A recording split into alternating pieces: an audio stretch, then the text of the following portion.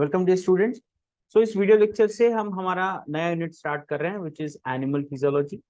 पहले हम animal physiology का सिलेबस देख लेते हैं। सो एनिमल फिजियोलॉजी में हमें पहले पढ़ना पड़ेगा ब्लड एंड सर्कुलेशन। उसके बाद हम कार्डियोवास्कुलर सिस्टम पढ़ेंगे। मतलब कि ये दोनों पॉइंट मिला के हम कह सकते हैं कि सर्कुलेटरी सिस्टम बनता है। ठीक है, जिसमें आपको ब्लड और सर्कुलेटरी सिस्टम या कार्डियोवास्कुलर सिस्टम दोनों पढ़ना पड़ेगा। तो हम कहेंगे हार्ट कंसर्न, ये पहला हमारा टॉपिक रहेगा। उसके बाद हम रेस्पिरेटरी सिस्टम पढ़ेंगे जिसमें लंग्स और एक्सचेंज ऑफ गैसेस वगैरह सारी चीजें हम देखेंगे। उसके बाद हम नर्वस सिस्टम पढ़ेंगे, that means brain and various nerves और उनका कंट्रोल। स्पेसिफिकली यहाँ से क्वेश्चन आता है कि neural control of muscle tone and posture कैसे होता है। ठीक है, फिर नर्वस सिस्टम के बाद हम नर्वस सिस्टम के साथ एसोसिएटेड सेंस ऑर्गन्स की बात करेंगे, जैसे कि vision, that means eye, and hearing, that means ear. Then excretory system में हम किडनी का फंक्शन देखेंगे, यूरिन फॉर्मेशन देखेंगे, यूरिन को कैसे कॉन्सेंट्रेट किया जाता है, और electrolyte balance and acid base balance कैसे किया जाता है। फिर उसके बाद हम देखेंगे थर्मोरेगुलेशन, मतलब कि बॉडी टेम्परेचर कैसे मेंटेन किया जाता है। स्ट्रेस के वक्त हम कैसे परफॉर्म करते हैं और अडेप्ट कैसे करते हैं स्ट्रेसफुल कंडीशन में, ये भी हमको थोड़ा इंट्रोडक्टरी लेवल पर देखना पड़ेगा। डाइजेस्टिव सिस्टम ये ऐसा पार्ट है जहां से क्वेश्चन बहुत मुश्किल से आता है। तो इसमें हम स्पेसिफिक पार्ट लेंगे, स्पेसिफिकली वो हार्मोन्स जहां से जो कि हंगर के साथ रिलेटेड है, वहां से क्वेश्चन बनते हैं, तो वो वाला पार्ट देख लेंगे। देन एंडोक्राइनोलॉजी एंड रिप्रोडक्शन, ये सबसे बड़ा पार्ट रहेगा जिसमें हम सारे एंडोक्राइन ग्लैंड्स और उनके कंसर्न सिक्रीशंस और उनके इफेक्ट बॉडी के ऊपर क्या होते हैं, ये वाली चीज देखेंगे। एंडोक्राइनोलॉजी में एक सेपरेट पार्ट आता है कि रिप्रोडक्टिव एंडोक्राइनोलॉजी क्या है। मतलब कि वहां पर मेल और फीमेल रिप्रोडक्टिव सिस्टम में हॉर्मोन्स का इफेक्ट क्या है, ये हमको देखना है। ठीक है, तो मेरे हिसाब से यहाँ पर कुछ चीजें हम हाईलाइट कर सकते हैं, जैसे कि यहाँ से क्वेश्चन बनता है, देन यहाँ से क्वेश्चन बनता है, ओके, यहाँ से क्वेश्चन बनता है, देन यहाँ से भी क्वेश्चन बनता है, और यहाँ से क्वेश्चन बनता है। ठीक है, तो यहाँ से नॉर्मली क्वेश्चन बनते हैं, हालांकि हमको सारी चीजें करनी पड़ेगी। ओके, चलो, तो सबसे पहले हम बात करते हैं सर्कुलेटरी सिस्टम के बारे में। Give the heading circulatory system. So the circulatory system in animals, it is mesodermal in origin. Embryo में 3 लेयर्स रहती है, एक्टोडर्म, मीजोडर्म एंड एंडोडर्म। तो उसमें से मीजोडर्म से ओरिजिनेट होता है सर्कुलेटरी सिस्टम। सर्कुलेटरी सिस्टम के 3 कंपोनेंट्स हैं। It is made up of 3 components. Number 1 is blood, जो कि फ्लो होता है through out the body. Blood vessels, जो ब्लड को फ्लो करवाती है। और तीसरा है पंपिंग ऑर्गन, हार्ट। तो blood, blood vessel and heart, ये 3 चीजें मिलके सर्कुलेटरी सिस्टम बनता है। ठीक है, then now talking about the types of circulatory system. There are 2 types of circulatory system depending upon वह सर्कुलेटरी सिस्टम आगे जाकर ओपन होता है कि ओपन नहीं होता। जैसे कि आप देख सकते हैं कि open type of circulatory system में जो सेल्स हैं, ठीक है, these are the suppose tissues. इन टिश्यू के पास ब्लड वेसल ओपन हो रही है, राइट। इन टिश्यू के पास ब्लड वेसल ओपन हो रही है। तो जहां पर ब्लड वेसल्स ओपन होती है, ऐसे केस में हम कहेंगे ओपन सर्कुलेटरी सिस्टम है। ठीक है, ब्लड यहां से बाहर आएगा, ब्लड यहां से बाहर आएगा, और टिश्यू बाद में ब्लड के अंदर से न्यूट्रिशन एब्सॉर्ब करेंगे। ठीक है, तो थ्रू द आर्टरी हार्ट से ब्लड आएगा, लेकिन टिश्यू के पास ये आर्टरीज ओपन हो जाएगी। तो ऐसे सिस्टम को हम कहेंगे ओपन सर्कुलेटरी सिस्टम। और अगर क्लोज सर्कुलेटरी सिस्टम की बात करें, तो यहां पर पूरी तरीके से इंटैक्ट सर्कुलेटरी सिस्टम रहेगा, कहीं पर भी कोई ओपनिंग नहीं होगी। ओपनिंग इन द सेंस जैसे यहाँ पर ओपनिंग दिखाई गई है, ऐसी ओपनिंग नहीं होगी। तो आप देख सकते हैं इस एरिया में, ठीक है, आपको इस एरिया को हाईलाइट करना है कि आप देख सकते हैं इस एरिया में किसी भी प्रकार की ब्लड वेसल्स की ओपनिंग नहीं है, वे ओपन नहीं हो रही है। तो ऐसे केस में हम कहेंगे कि सर्कुलेटरी सिस्टम क्लोज टाइप है, right. So there are two types of systems, open circulatory system and closed circulatory system. ठीक है, ये डायग्राम आपने बाद में निकाल लेना। अगर इसके रिगार्डिंग हम कुछ पॉइंट्स लिखने की कोशिश करें तो बेसिकली ओपन सर्कुलेटरी सिस्टम में ब्लड एंड फ्लूइड मिक्स होगा, सेल्स के सराउंडिंग का फ्लूइड और ब्लड मिक्स होगा, सर्कुलेशन स्लो होगा,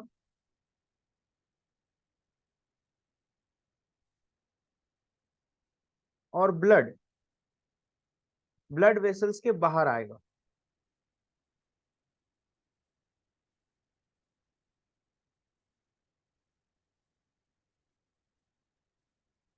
Blood will come out of blood vessels.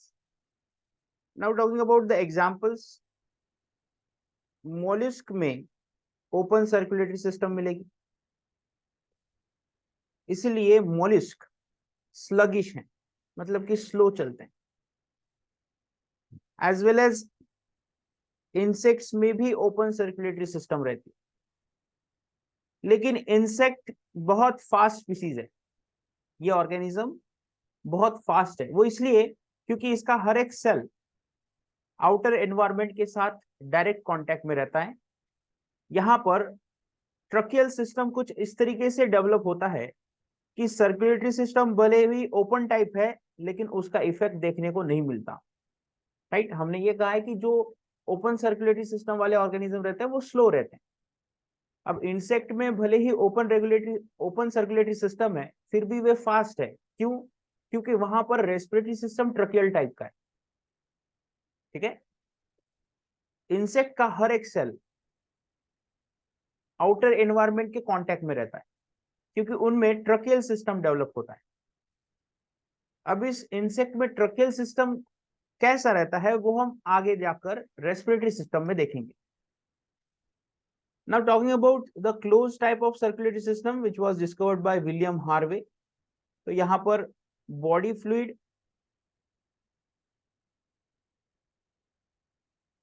And blood do not mix. Body fluid मतलब कि सेल के सराउंडिंग का फ्लूइड, वह मिक्स नहीं होगा। यहाँ पर सर्कुलेशन फास्ट होगा। For example एनिलिट्स। और यहाँ पर याद रखना कि ब्लड कभी भी ब्लड वेसल के बाहर नहीं आएगा। Blood never comes out of blood vessels. For example annelids, all vertebrates। annelids और सारे वर्टिब्रेट्स में हमें close type of circulatory system देखने को मिलेगा, ठीक है। तो इन दोनों को एक बार और समझने की कोशिश करते हैं। देखिए, ओपन सर्कुलेटरी सिस्टम में ब्लड ऐसे जा रहा है, ठीक है, फिर ऐसे यहां पर जमा हो रहा है और फिर इधर की तरफ हार्ट की तरफ जा रहा है, ठीक है, थ्रू द ऑस्टिया, ओके। लेकिन in case of close circulatory system ऐसा नहीं है। ब्लड अगर यहां से जा रहा है तो फिर वह यहां से वापस आएगा। फॉर एग्जाम्पल, मतलब कि अगर ब्लड जा रहा है वेसल्स के थ्रू तो वापस भी आएगा वेसल्स के थ्रू। लेकिन यहाँ पर ब्लड वेसल्स के थ्रू जा रहा है, लेकिन फिर बाद में वेसल्स के बाहर आके हार्ट के अंदर ऑस्टिया के थ्रू एंटर कर रहा है, ठीक है।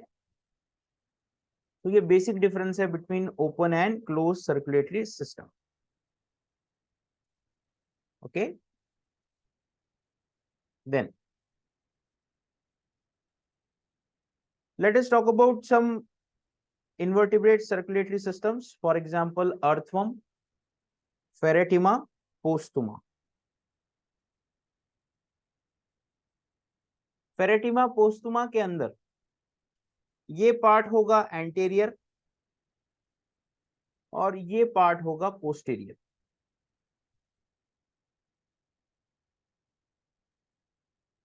तो बेसिकली ऑक्सीजन डिफ्यूज होता है through the skin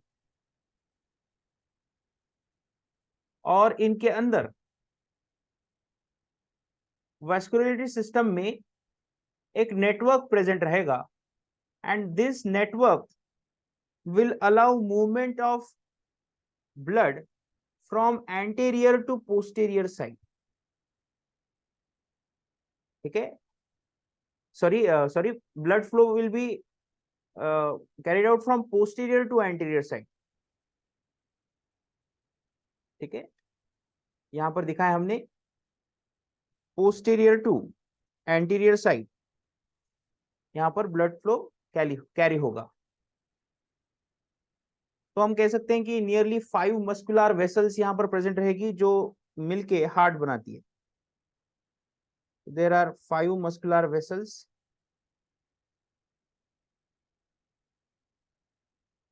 that will form heart, and the direction of blood flow will be from posterior to anterior direction. अगर O2 डिफ्यूज हो रहा है तो वहां पर क्यूटेनियस रेस्पिरेशन,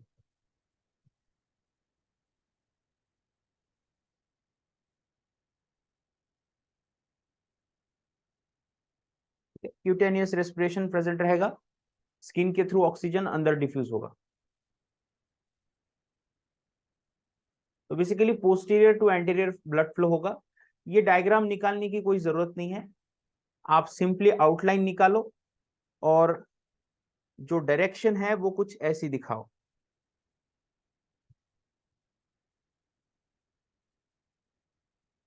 ठीक है, ऐसी डायरेक्शन दिखा दो, ये वाली डायरेक्शन कि posterior to anterior blood flow होने वाला है.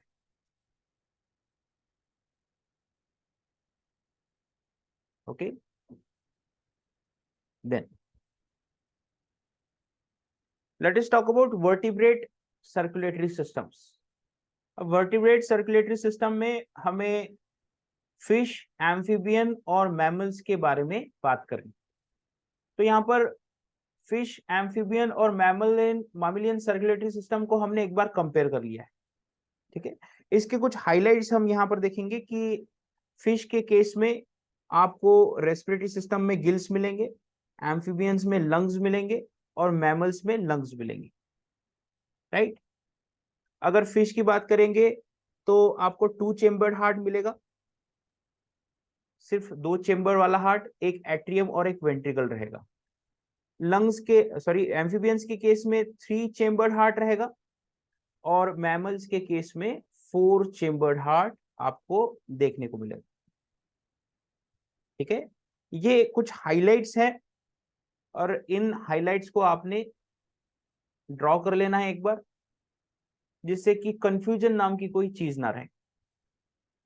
ठीक है, अब एक एक करके हम सर्कुलेटरी सिस्टम की बात करते हैं. सबसे पहले हम बात करेंगे फिश के बारे में.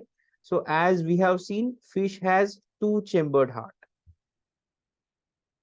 Right, it has 2 chambered heart.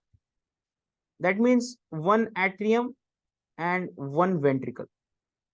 तो ऐसे हार्ट जहां पर एट्रियम और वेंट्रिकल के बीच में कोई स्पेसिफिक सेपरेशन नहीं रहता, तो वहां पर ब्लड मिक्स होता है, ऑक्सीजनेटेड ब्लड और डीऑक्सीजनेटेड ब्लड मिक्स होता है. तो ऐसे हार्ट को हम कहेंगे वेनस हार्ट. ठीक है, इसको हम क्या कहेंगे? Venous heart. तो आप देख सकते हैं कि ये सपोज एट्रियम है, ठीक है, ये सपोज एट्रियम है and this is ventricle. So ventricle से ब्लड पंप होके जाएगा किधर, गिल्स की तरफ, और गिल्स की तरफ जाने के बाद वह डीऑक्सीजनेटेड से ऑक्सीजनेटेड हो जाएगा, right. This is deoxygenated blood which is shown in the blue colour. अब गिल्स के पास जाने के बाद वहां पर ऑक्सीजन डिफ्यूज होगा और अब ब्लड हो जाएगा oxygenated. So now the oxygenated blood will go towards the tissue, ठीक है, और फिर टिश्यू ऑक्सीजनेटेड ब्लड में से ऑक्सीजन लेंगे और पीछे डीऑक्सीजनेटेड ब्लड रह जाएगा। अब ये डीऑक्सीजनेटेड ब्लड कहां पर जाएगा, अगेन एट्रियम की तरफ, फिर एट्रियम से जाएगा वेंट्रिकल की तरफ, फिर वेंट्रिकल से फिर से गिल्स की तरफ, राइट।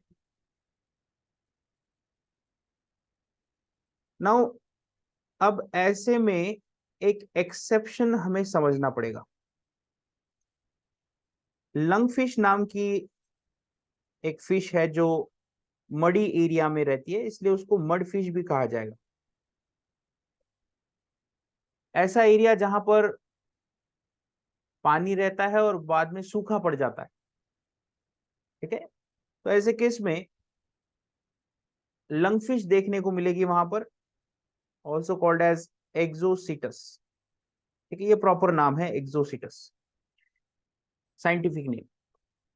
तो इसके पास दो सर्किट्स रहते हैं, ठीक है, इसके पास दो सर्किट्स रहते हैं। और साथ ही साथ याद रखना, इसको लंगफिश इसलिए कहा गया है क्योंकि इसके पास लंग्स भी रहते हैं एज वेल एज गिल्स भी रहते हैं। तो हम कहेंगे कि लंगफिश दो प्रकार की रेस्पिरेशन परफॉर्म कर सकती है। पहला है जब पानी रहता है तब एक्वाटिक रेस्पिरेशन, एक्वाटिक रेस्पिरेशन में यूज किया जाएगा गिल। और अगर पानी कम हो गया, तालाब सूख गया, तो फिर वह लंग्स को यूज करेगी, मतलब कि पल्मोनरी रेस्पिरेशन परफॉर्म करेगी,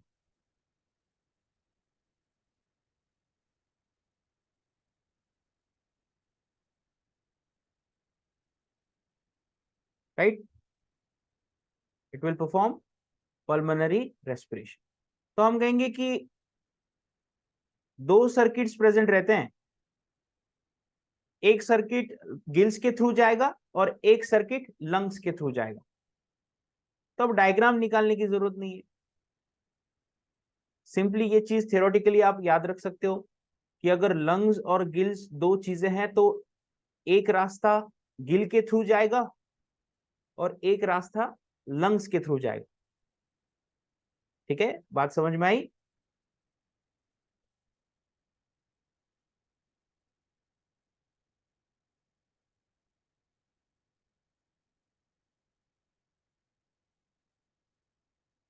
okay, then let us talk about amphibia. So amphibians में हमें 3 चेम्बर्ड हार्ट देखने को मिलेगा।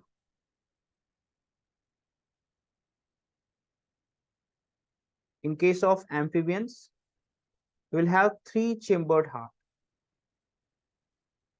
दो एट्रियम रहेंगे एंड वन वेंट्रिकल रहेगा। लेकिन ये बात हो गई अडल्ट की।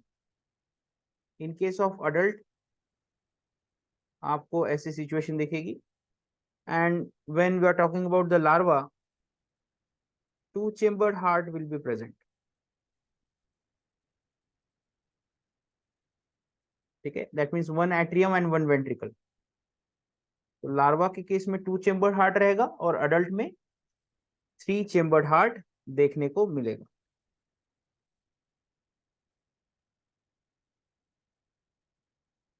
ठीक है। अब यहां से दो तरीके के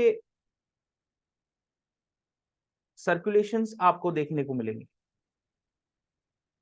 जो सर्कुलेशन लंग्स की तरफ जाएगा उसे हम पल्मोनरी सर्कुलेशन कहेंगे,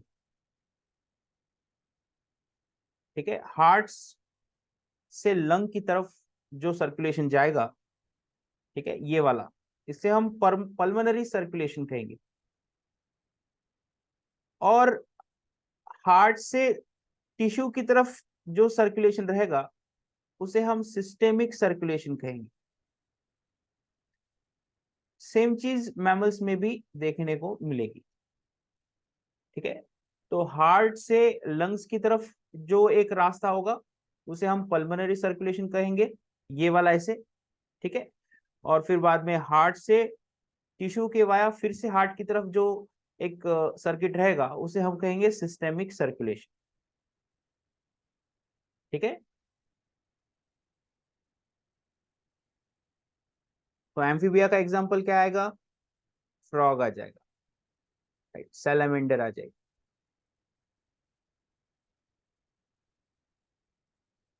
तो इनके अडल्ट्स में 3 चेम्बर्ड हार्ट रहेगा, लार्वा में 2 चेम्बर्ड हार्ट रहेगा।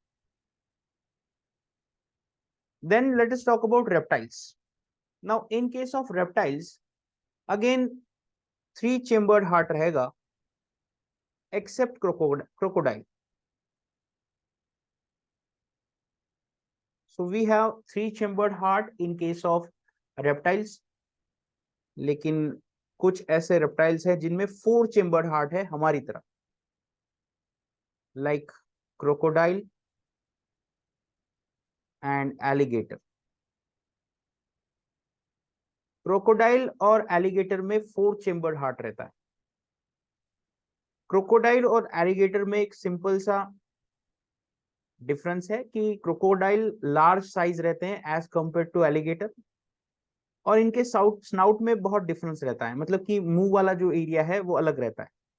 अगर आप ऊपर से देखो तो क्रोकोडाइल आपको ऐसा देखने को मिलेगा, ठीक है, उसका स्नाउट ऐसा देखने को मिलेगा आपको।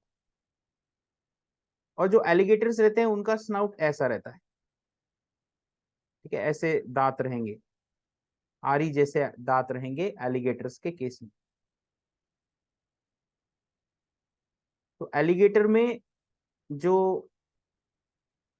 टूथ रहेगा वह शार्प रहेगा और स्मॉल साइज का रहेगा, आरी की तरफ।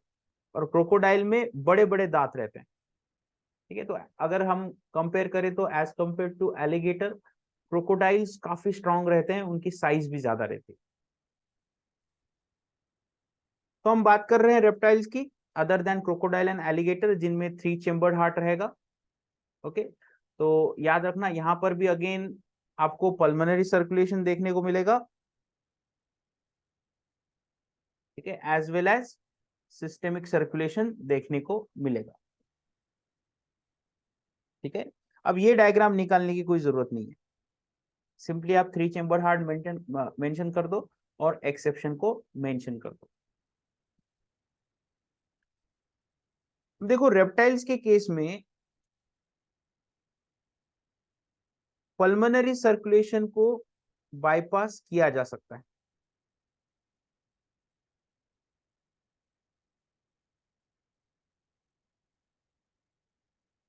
मतलब कि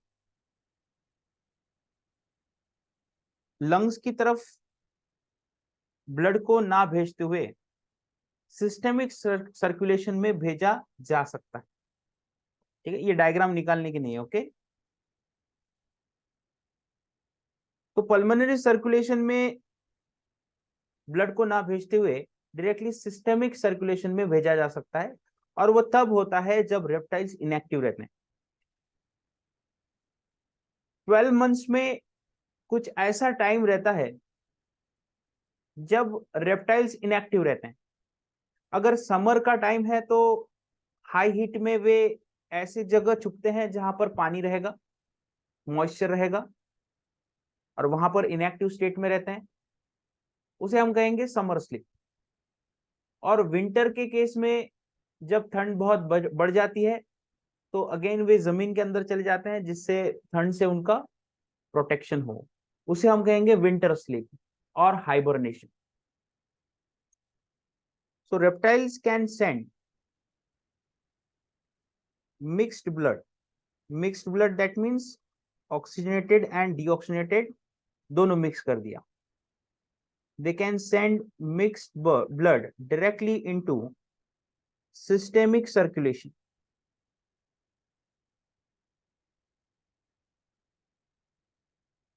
during inactive stage. तो इनएक्टिव स्टेज के वक्त वे डायरेक्टली मिक्स्ड ब्लड को सिस्टेमिक सर्कुलेशन में भेजते हैं। और ये इनएक्टिव स्टेज दो प्रकार की रह सकती है, एक है समर स्लीप और दूसरी है विंटर स्लीप। समर स्लीप माने एस्टाइवेशन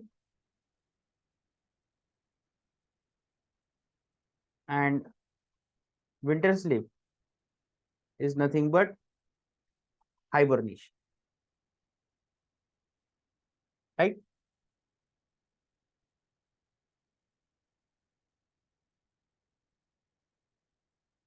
तो ये बात थी रेप्टाइल्स के बारे में। देखो यहां से कोई क्वेश्चन आने वाला नहीं है, ये सिर्फ चीजें तुम्हें पता चाहिए, यहां से कोई क्वेश्चन आने वाला नहीं है। आप अगर सर्कुलेटरी सिस्टम तुम पढ़ रहे हो तो क्वेश्चन आएगा उसके रेगुलेशन से, रेस्पिरेटरी सिस्टम पढ़ रहे हो तो क्वेश्चन आएगा उसके रेगुलेशन से। मतलब कि ये जितने भी सिस्टम्स हम देख रहे हैं उनका रेगुलेटरी रोल कैसा है, वहां से क्वेश्चन आने वाले, ठीक है। तो ये इंफॉर्मेशन आप बेसिक लेवल पर समझ लो, क्योंकि अगर ये इंफॉर्मेशन पता होगी तो ही रेगुलेशन समझ में आएगा। रेप्टाइल्स के बाद अब हम बात करते हैं मैमल्स की। तो मैमल्स का तो कोई प्रॉब्लम नहीं है, हम बहुत टाइम से पढ़ते आ रहे हैं कि दो एट्रियम रहते हैं और दो वेंट्रिकल रहते हैं, मतलब कि फोर चेम्बर्ड हार्ट यहां पर देखने को मिलेगा, right. They have four chambered heart. और याद रखना ये जो फोर चेम्बर है वे एक दूसरे से सेपरेटेड रहेंगे,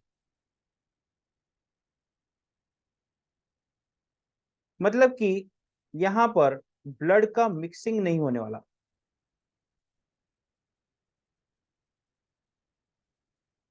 right. There will be no mixing of blood.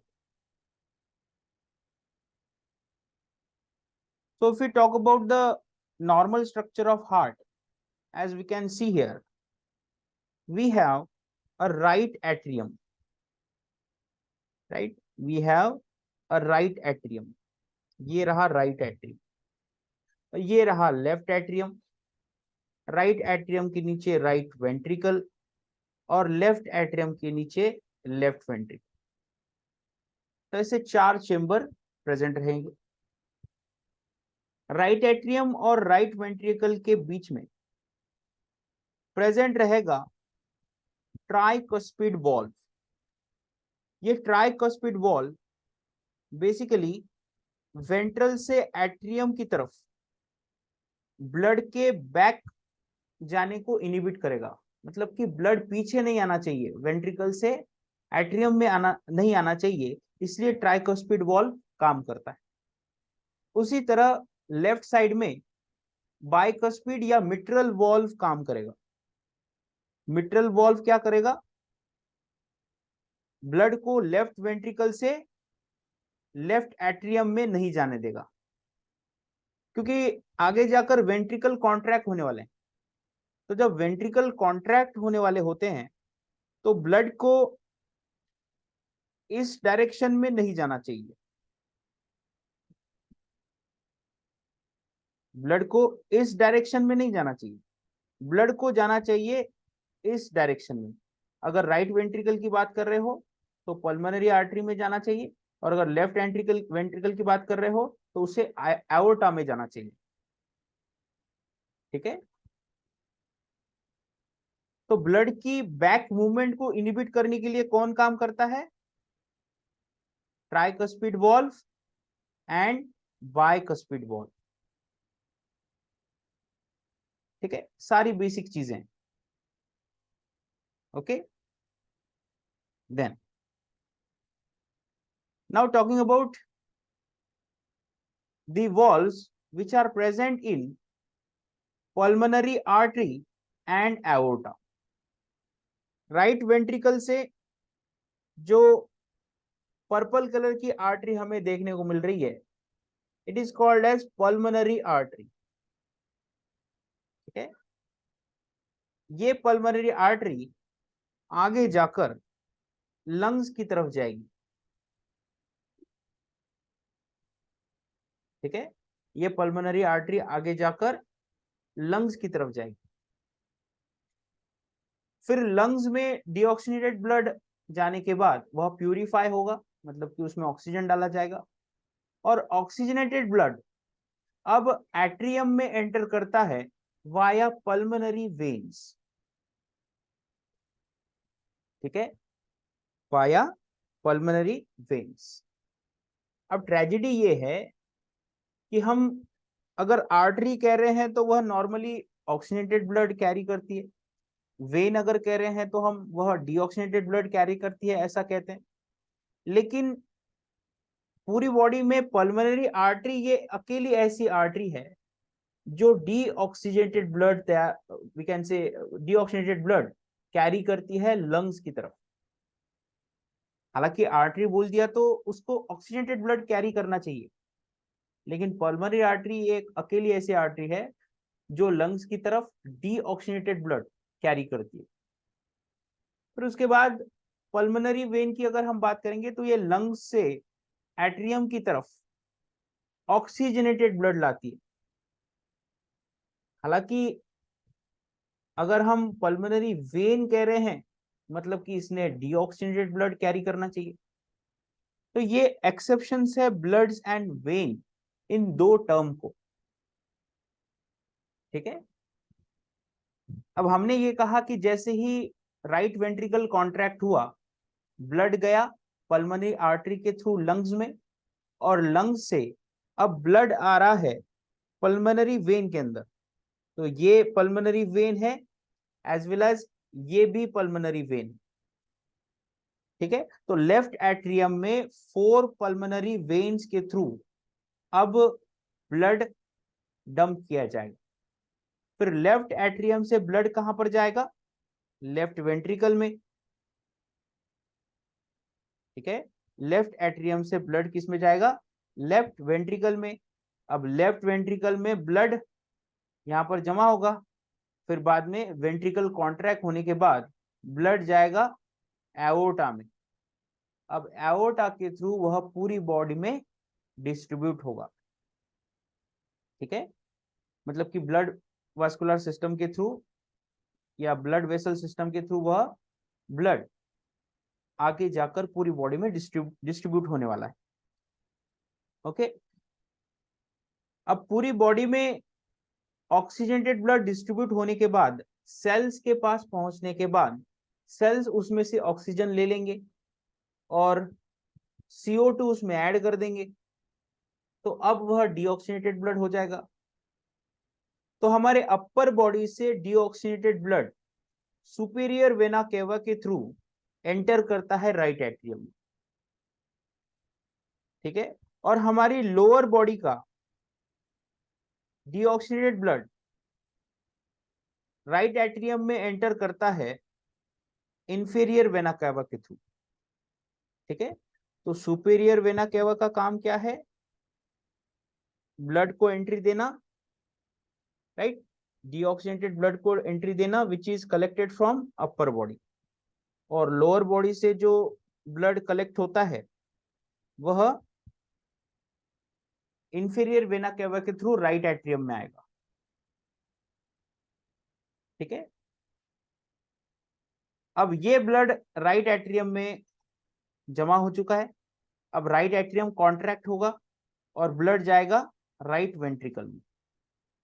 अब राइट वेंट्रिकल में ब्लड जमा हो चुका है, अब वह ब्लड राइट वेंट्रिकल से जाएगा पल्मोनरी आर्टरी में। अब पल्मोनरी आर्टरी से वह जाएगा लंग्स की तरफ, और लंग्स से प्यूरिफाई होके फिर बाद में ब्लड कहां पर आएगा? लेफ्ट एट्रियम में। अब लेफ्ट एट्रियम के अंदर ब्लड जमा हो चुका है, अब एट्रियम कॉन्ट्रैक्ट करेगा तो ब्लड कहाँ पर आ जाएगा, लेफ्ट वेंट्रिकल में। अब लेफ्ट वेंट्रिकल से ऑक्सीजनेटेड ब्लड जाएगा एओर्टा में, और एओर्टा के थ्रू फिर से पूरी बॉडी में डिस्ट्रीब्यूट हो जाएगा। ठीक है, आई बात समझ में?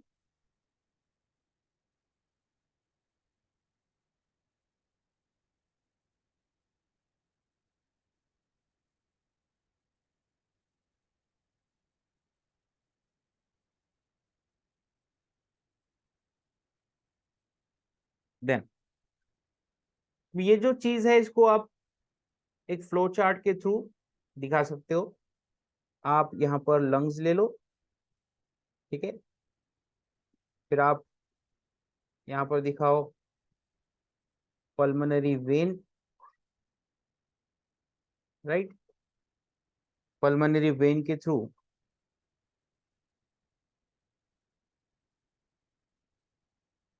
एंट्री किस में होगी,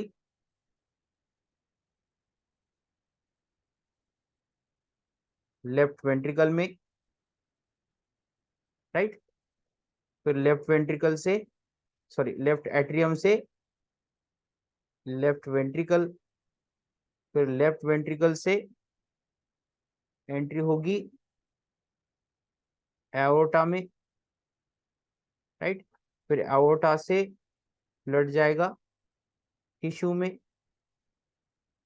अब टिश्यू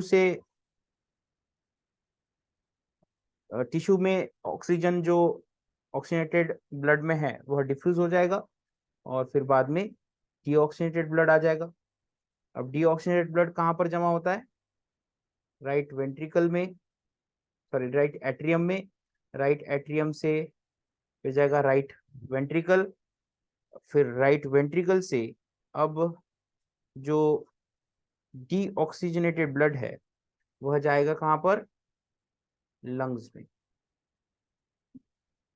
राइट। तो ये डीऑक्सीजनेटेड ब्लड रहेगा, ये भी डीऑक्सीजनेटेड ब्लड रहेगा।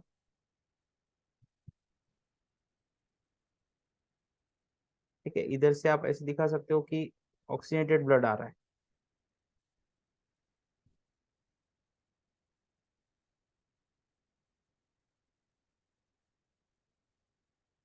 राइट।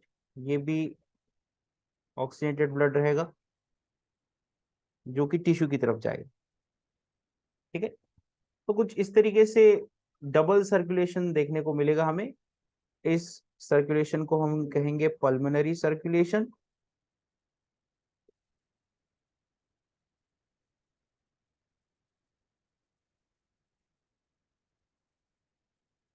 और इसे कहेंगे हम सिस्टेमिक सर्कुलेशन,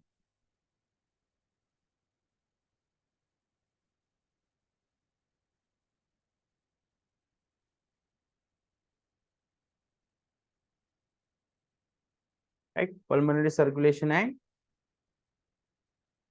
सिस्टेमिक सर्कुलेशन, कुछ इस तरीके से मैमल्स में डबल सर्कुलेशन देखने को मिलेगा। अब हम ये कह रहे हैं कि जब एट्रियम में ब्लड फिल होता है तो आगे जाकर एट्रियम से वेंट्रिकल में ब्लड जाने वाला है, ठीक है। लेकिन वेंट्रिकल में एक्टिवली ब्लड डंप नहीं किया जाएगा, पैसिवली फिलिंग होगा। So atrium to ventricle passive filling होता है, ऐसा हम कह रहे हैं। फिर आगे जाकर एट्रियम कॉन्ट्रैक्ट होगा, तो जितना भी ब्लड अब एट्रियम में प्रेजेंट है वह एक्टिवली वेंट्रिकल में डाल दिया जाएगा। 0.1 सेकेंड्स के लिए होता है एट्रियल कॉन्ट्रैक्शन।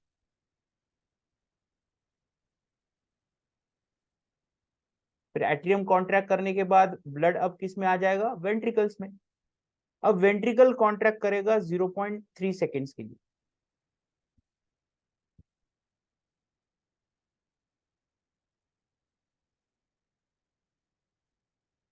तो वेंट्रिकुलर कॉन्ट्रैक्शन होगा 0.3 3 सेकेंड्स के लिए।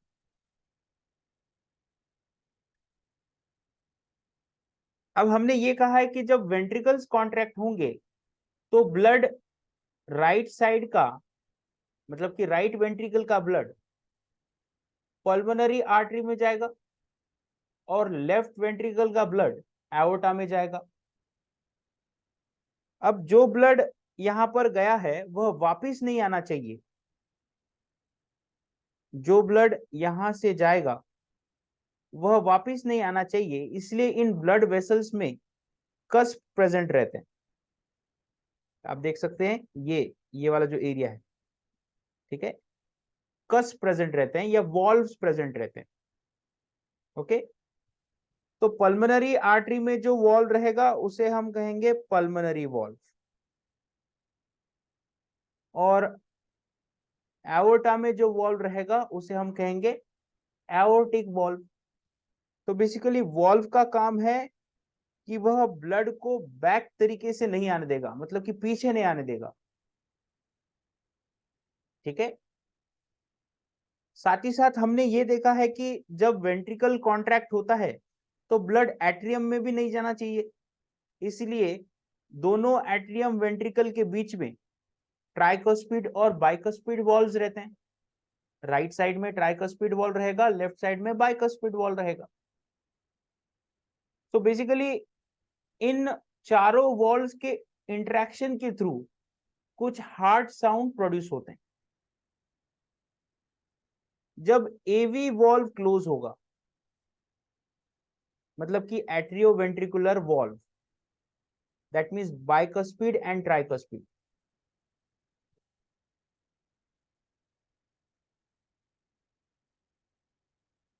ठीक है, जब AV valve that is bicuspid and tricuspid valve close होंगे तो फर्स्ट हार्ट साउंड प्रोड्यूस होगा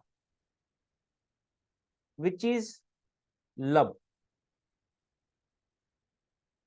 ठीक है, फर्स्ट हार्ट साउंड किसके क्लोजिंग की वजह से प्रोड्यूस होगा?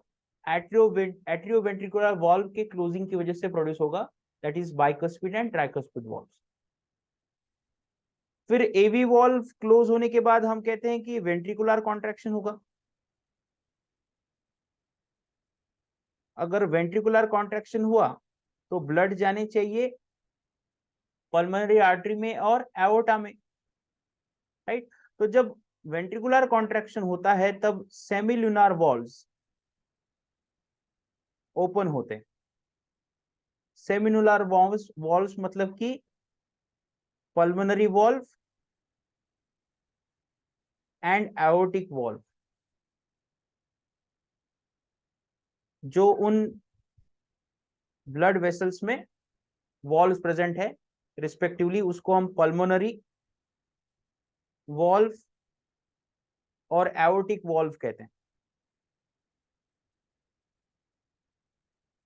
अब जैसे ही सेमिल्यूनर वॉल्व्स ओपन हो गए, वेंट्रिकुलर कॉन्ट्रैक्शन होगा, ब्लड पल्मोनरी आउटरा में जाएगा, पल्मोनरी आर्टरी में जाएगा और उधर लेफ्ट साइड से आउटा में चला जाएगा। अब सेमिल्यूनर वॉल्व्स क्लोज होंगे।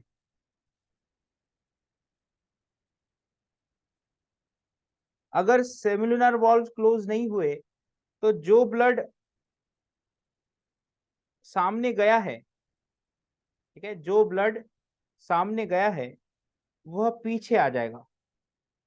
ये जो ब्लड गया है सामने वह इस तरीके से पीछे आ जाएगा। ठीक है, अगर सेमिल्यूनर वॉल्व्स क्लोज नहीं हुए तो जैसे ही सेमिल्यूनर वॉल्व्स क्लोज हो जाएंगे,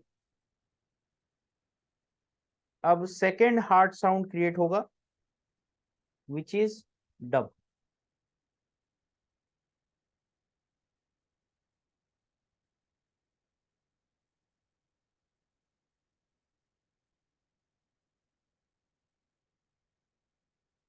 ठीक है, फिर बाद में वेंट्रिकुलर रिलैक्सेशन होगा।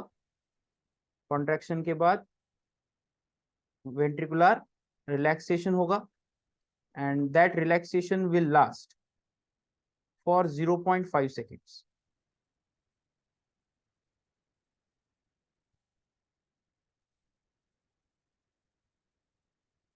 मतलब कि पहला साउंड रहेगा lub because of closing of AV valve, and दूसरा साउंड रहेगा dub because of closing of semilunar valves. मतलब कि माधुरी दीक्षित ने जो गाना बनाया था धक धक करने लगा, वो एक्चुअली लब डब करने लगा ऐसा चाहिए था। ठीक है, सो एक्चुअली वो लब डब चाहिए था। Okay, so that was part of जो। चलो अब हम आगे जाते हैं कि अगर सपोज हार्ट में कोई डिफेक्ट है, ठीक है, suppose we are considering there is defect in heart, तो कैसे साउंड क्रिएट होने चाहिए। So if some heart defects are present, then ऐसा कोई साउंड क्रिएट होना चाहिए। ठीक है, हार्ट डिफेक्ट में पुश साउंड क्रिएट होता है, जिसमें पहला आएगा लब्श ऐसा एक साउंड, और दूसरा रहेगा डब्श ऐसा एक साउंड। तो ऑब्वियसली अगर लब्श ऐसा एक साउंड प्रोड्यूस हो रहा है तो there should be defect in AV valve, and if there is dub this sound, and that means defect in semilunar walls,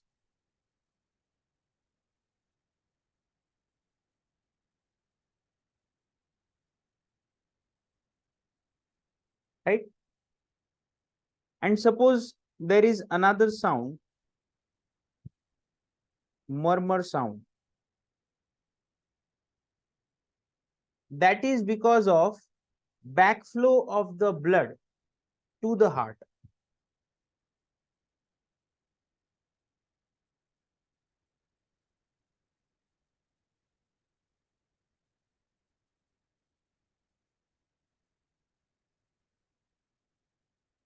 Okay, so that is because of backflow of the blood to the heart.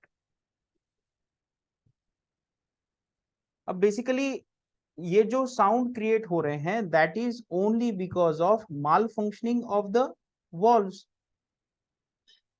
तो valve block नहीं हो सकते, valve मालफॉर्म हो सकते हैं, मतलब कि अपनी एक्टिविटी लूज कर सकते हैं। हम ये कह रहे हैं कि वॉल्व इलास्टिक नेचर के रहते हैं। तो इमेजिन करो अगर ये elasticity by the age reduce हो रही होगी तो ऑब्वियसली ऐसे हार्ट प्रॉब्लम्स क्रिएट होंगे, राइट? हार्ट में ब्लॉकेज तब होता है जब कोलेस्ट्रॉल का लेवल ज्यादा होता है। ठीक है, blockage is concern with deposition of something, for example cholesterol. और अगर आप इन वॉल्व्स के ब्लॉकिंग की बात कर रहे हो तो वॉल्व्स ब्लॉक नहीं हो सकते, वॉल्व अपनी इलास्टिसिटी लूज कर सकते हैं, जिसकी वजह से वह अपनी एक्टिविटी कॉम्प्रोमाइज कर सकते हैं। आई बात समझ में?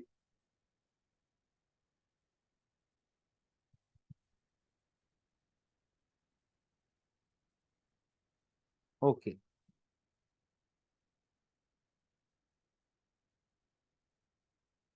Then now let us talk about cardiac cycle.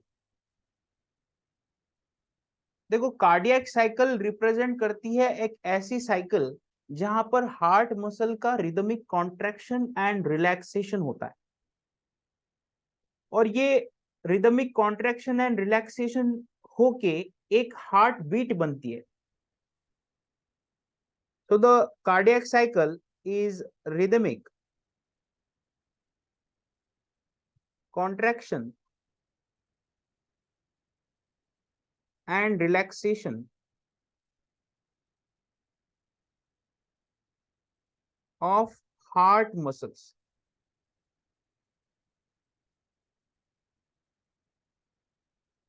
that will form one heartbeat. अगर एक बार कॉन्ट्रैक्ट हुआ, एक बार रिलैक्स हुआ, तो हम कहेंगे कि एक हार्ट बीट कंप्लीट हुई।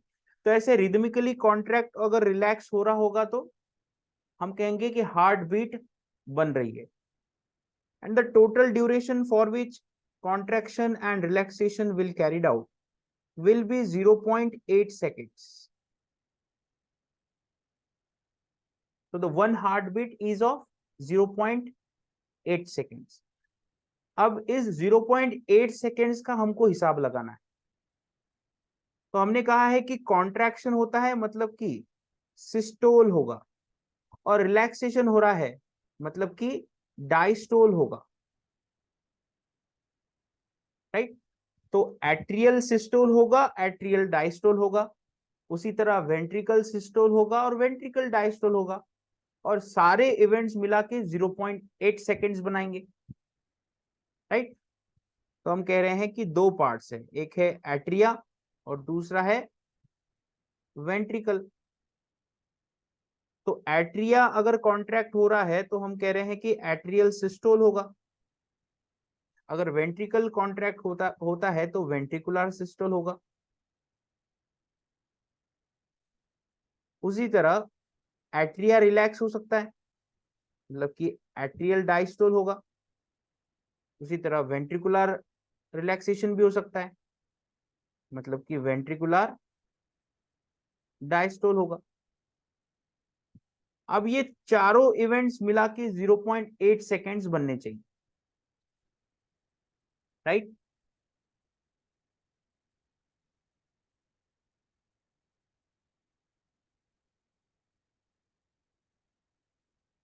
एट्रियल सिस्टोल 0.1 सेकेंड्स के लिए होता है, मतलब कि 0.1 सेकेंड एट्रिया सिस्टोल होगा, कॉन्ट्रैक्ट होगा,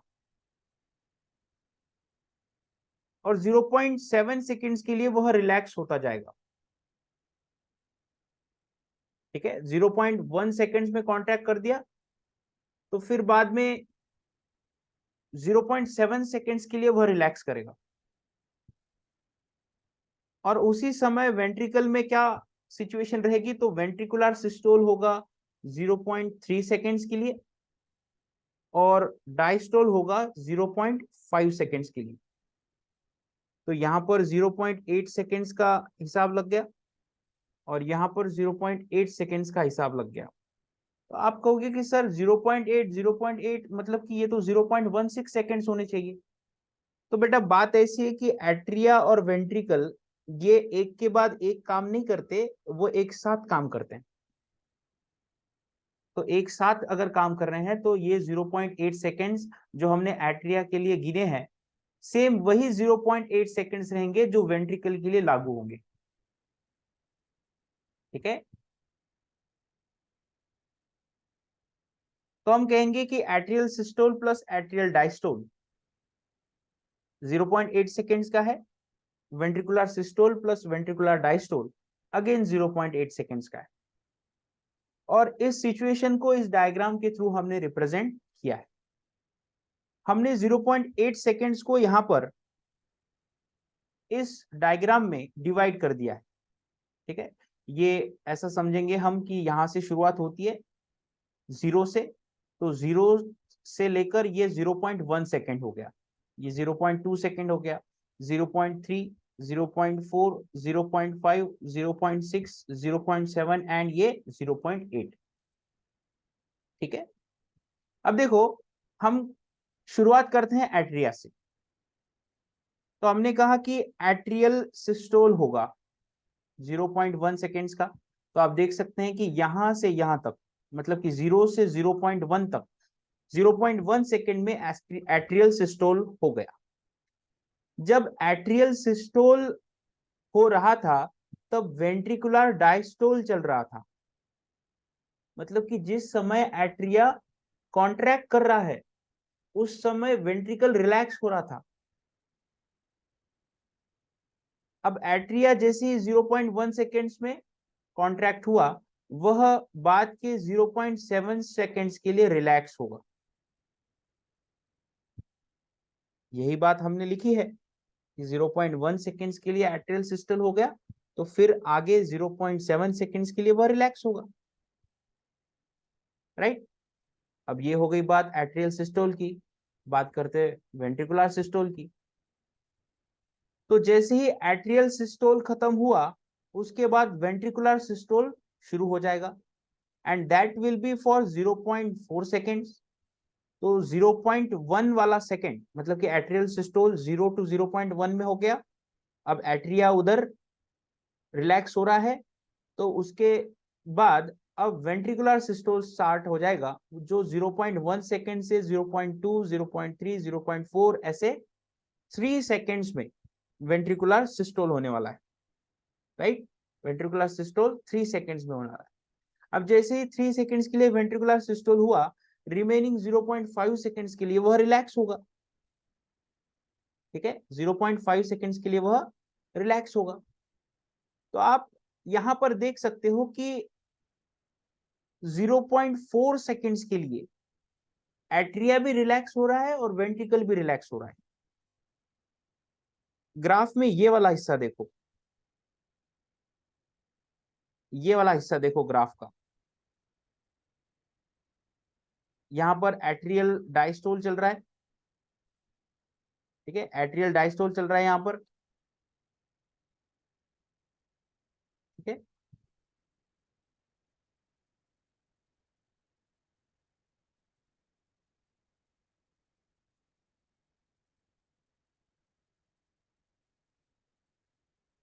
देखो यहाँ पर एट्रियल डायस्टोल चल रहा है, यहाँ पर भी वेंट्रिकुलर डायस्टोल चल रहा है। Atrial diastole, ventricular diastole, atrial diastole, ventricular diastole, atrial diastole, ventricular diastole. So 0.1, 0.1, 0.1 plus 0.1 that is 0.4।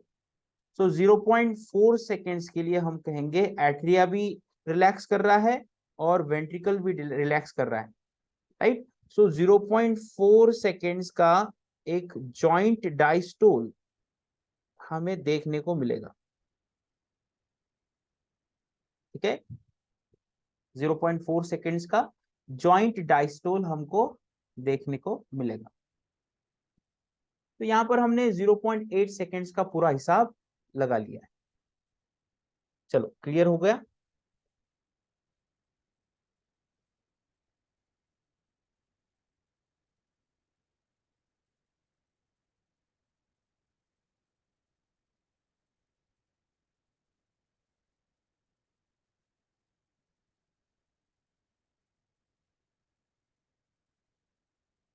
Okay,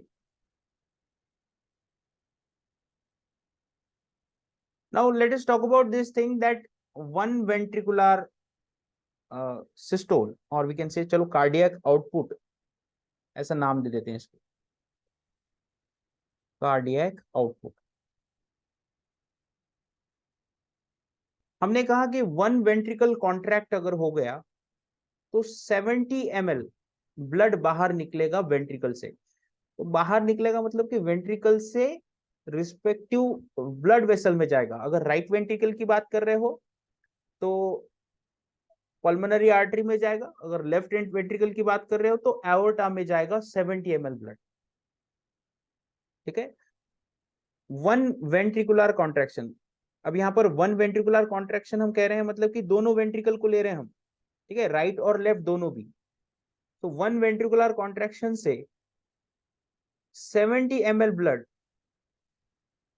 ventricle के बाहर निकलेगा और इसको हम कहेंगे स्ट्रोक वॉल्यूम। मतलब कि एक स्ट्रोक लगाया वेंट्रिकल्स ने तो 70 ml blood respective blood vessels में एंटर करता है।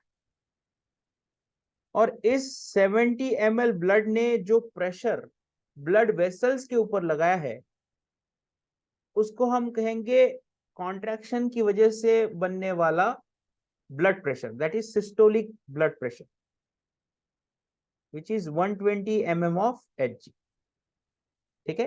तो जैसे ही right ventricle left ventricle contract हुए, रिस्पेक्टिव ब्लड वेसल्स के ऊपर जो प्रेशर बना है because of the flowing of fluid, flowing of blood, वो होगा 120 mm of mercury, 120 mm of Hg। तो जब वेंट्रिकुलर कॉन्ट्रैक्शन होता है तो 120 mm ऑफ Hg इतना ब्लड प्रेशर क्रिएट होता है। तो ये रहा कॉन्ट्रैक्शन का ब्लड प्रेशर। तो उसी तरह जब रिलैक्सेशन होगा तभी भी एक प्रेशर बनेगा, उसको हम कहेंगे डायस्टोलिक प्रेशर। तो ये हो जाएगा सिस्टोलिक ब्लड प्रेशर। और 80 mm ऑफ Hg रहता है diastolic blood pressure. Blood pressure मतलब सिंपली ब्लड की वजह से बनने वाला प्रेशर। तो ब्लड आर्टरी के वॉल के ऊपर जाके ऐसा कोलैप्स होता है जिसकी वजह से प्रेशर क्रिएट होता है। तो हम कहेंगे कि नॉर्मल ब्लड प्रेशर की वैल्यू 120/80 रहनी चाहिए। उसमें 120 रिप्रेजेंट करता है सिस्टोलिक ब्लड प्रेशर और 80 रिप्रेजेंट करता है डायस्टोलिक ब्लड प्रेशर। ठीक है।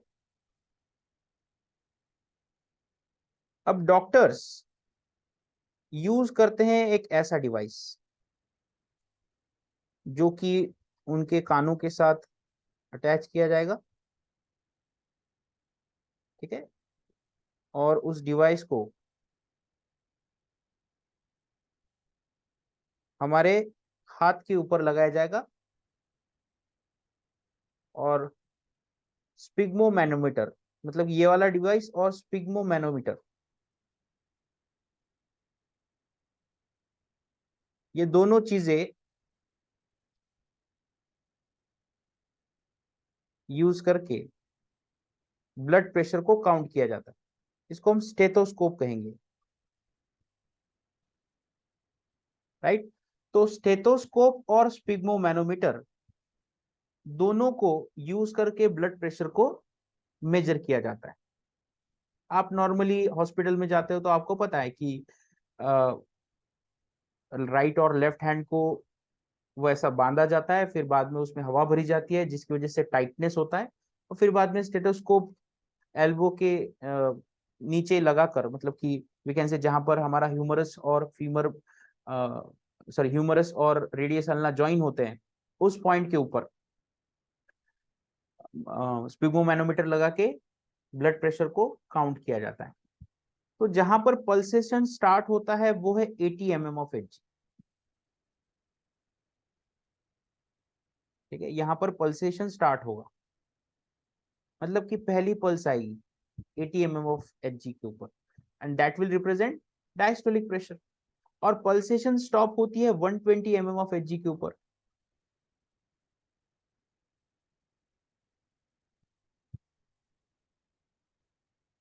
तो जहां पर पल्सेशन स्टार्ट होगी, अगर वो 90 mm ऑफ Hg रीडिंग है तो डायस्टोलिक प्रेशर रहेगा 90 mm ऑफ Hg। और जहां पर पल्सेशन स्टॉप हो गई वो अगर 130 mm ऑफ Hg है तो सिस्टोलिक प्रेशर हो गया 130 mm ऑफ Hg। तो टोटल ब्लड प्रेशर हो गया 130/90। ठीक है।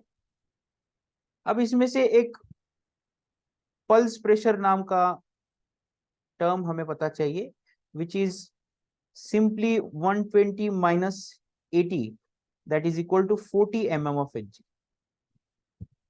इसको हम कहेंगे pulse pressure. Right. Now let us talk about mean arterial pressure.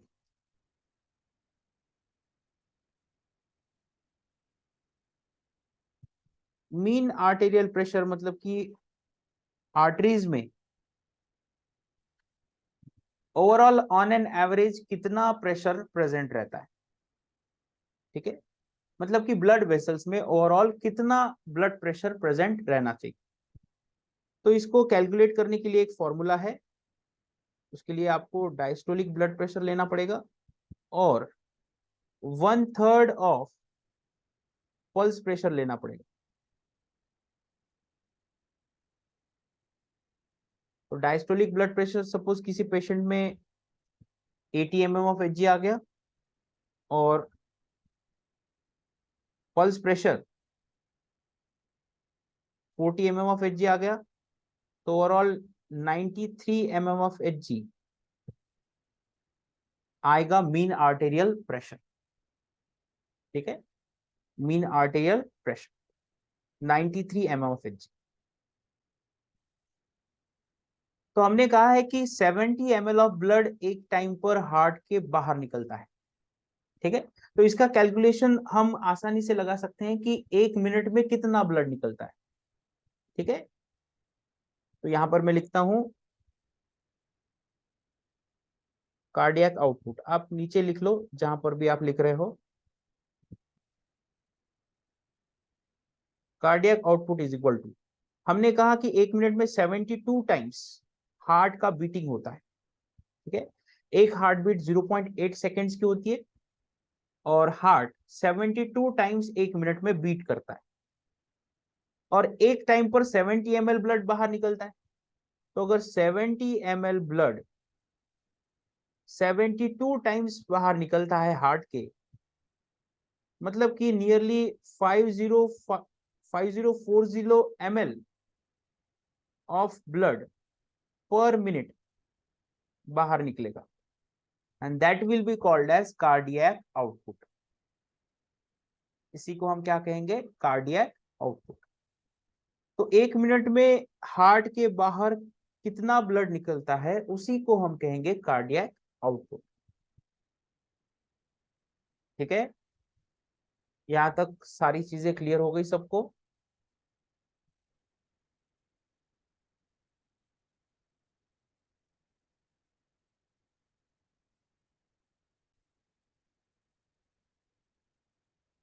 Then let us talk about this diagram. तो यहां पर बेसिकली पूरी हार्ट बीट हम दिखा रहे हैं। ठीक है, तो बेसिकली सबसे पहले एट्रियल कॉन्ट्रैक्शन होता है। ठीक है, एट्रियल सिस्टोल होता है।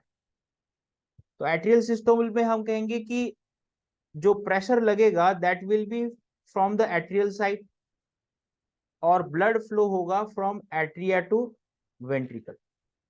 एट्रिया से वेंट्रिकल की तरफ ब्लड फ्लो होगा। ठीक है, अब उसके बाद एट्रिया रिलैक्स होंगे, लेकिन वेंट्रिकल में ब्लड अब जमा हो रहा है। ठीक है, तो अब जब वेंट्रिकल में ब्लड जमा होगा तो वेंट्रिकल कॉन्ट्रैक्ट करेंगे, right. So there will be ventricular contraction. लेकिन बेसिकली एक ऐसा समय आता है जब आइसोवॉल्यूमेट्रिक कॉन्ट्रैक्शन होगा। इसका मतलब है कि एट्रिया भी थोड़े कॉन्ट्रैक्टेड है और वेंट्रिकल भी अब थोड़े कॉन्ट्रैक्ट हो रहे हैं, उसको हम कहेंगे आइसोवॉल्यूमेट्रिक कॉन्ट्रैक्शन। फिर बाद में एट्रिया कंप्लीट रिलैक्स की तरफ चले जाएंगे और वेंट्रिकल अब कंप्लीट कॉन्ट्रैक्ट होंगे। ठीक है, अब वेंट्रिकुलर कॉन्ट्रैक्शन हो गया तो बाद में वेंट्रिकुलर इजेक्शन होगा, मतलब कि ब्लड वेंट्रिकल से रिस्पेक्टिव ब्लड वेसल्स में जाएगा। ठीक है, अब ऐसे कॉन्ट्रैक्शन के बाद एक ऐसा समय आता है जब एट्रिया भी रिलैक्स हो रहे हैं और वेंट्रिकल भी रिलैक्स हो रहे हैं, जिसको हमने जॉइंट डायस्टोल कहा था। उसको आप आइसोवॉल्यूमिक और आइसोवॉल्यूमेट्रिक रिलैक्सेशन कह सकते हैं। ठीक है, अब जब आइसोवॉल्यूमेट्रिक रिलैक्सेशन होगा तब एट्रिया भी रिलैक्स हो रहे हैं और वेंट्रिकल भी रिलैक्स हो रहे हैं। तो जब वे रिलैक्सेशन शुरू होता है तो बेसिकली जो ब्लड है वह एट्रिया में भी आ रहा है और एट्रिया से ब्लड वेंट्रिकल में भी आ रहा है, मतलब कि वेंट्रिकुलर फीलिंग हो रही है। लेकिन ये वेंट्रिकुलर फीलिंग पैसिव हो रही है, याद रखना, ये वेंट्रिकुलर फीलिंग पैसिव हो रही है। जब एट्रिया कॉन्ट्रैक्ट होगा तब कंप्लीट ब्लड ट्रांसफर हो जाएगा वेंट्रिकल की तरफ, है ना। इमेजिन करो कि ये एक चेंबर है और ये एक चेंबर है और यहाँ पर ब्लड आ रहा है। तो यहाँ पर ब्लड आ रहा है तो कुछ ना कुछ ब्लड तो यहाँ नीचे तो आएगा ना, मतलब कि पैसिव फीलिंग हो रही है। और जब ऊपर वाला पार्ट कॉन्ट्रैक्ट होगा तो जितना भी ब्लड यहाँ पर प्रेजेंट है वह कंप्लीट यहाँ पर जमा हो जाएगा। ठीक है, तो इनिशियली पैसिव फीलिंग होगी, इनिशियली पैसिव फीलिंग होगी, और जब एट्रिया कंप्लीटली कॉन्ट्रैक्ट करेगा तब एक्टिवली सारा ब्लड वेंट्रिकल में डाल दिया जाएगा। आई बात समझ में।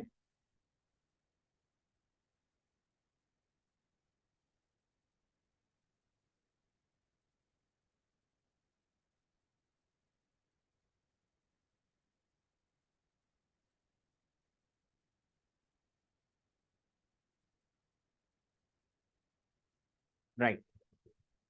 तो यहाँ पर जो कार्डियक साइकिल है वह हमने कंप्लीटली देख ली है। अब सवाल है कि हार्ट में रिदमिक कॉन्ट्रैक्शन या रिलैक्सेशन कैसे होता है, मतलब कि ऐसे कैसे होता है कि हार्ट एक एज ए यूनिट काम करता है, बराबर से एट्रिया कॉन्ट्रैक्शन के बाद वेंट्रिकुलर कॉन्ट्रैक्शन होता है, फिर बाद में रिलैक्सेशन होता है, मतलब कि ये ऐसे कैसे होता है, इसकी इंपल्स कहाँ से आती है। तो देखो, कॉन्ट्रैक्शन की वेव स्टार्ट होती है खुद हार्ट से। हार्ट के अंदर कुछ मॉडिफाइड कार्डियक मसल फाइबर्स रहते हैं जिसको मिला के ऐसे नोड बनता है, साइनो एट्रियल नोड। इस साइनो एट्रियल नोड से वेव ऑफ कॉन्ट्रैक्शन जनरेट होती है और थ्रू आउट द हार्ट बाद में ट्रांसफर होगी। तो बेसिकली ये वाला पार्ट हम कहेंगे कि हार्ट की इलेक्ट्रिकल एक्टिविटी शो करता है, right. This part show electrical activity of heart.